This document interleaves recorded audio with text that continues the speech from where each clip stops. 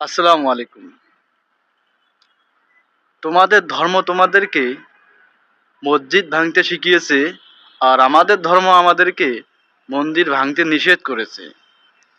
পৃথিবীর মধ্যে কোনো ধর্মের মধ্যে লেখা নাই যে অন্য ধর্মের ধর্মীয় অনুভূতিতে আঘাত করা।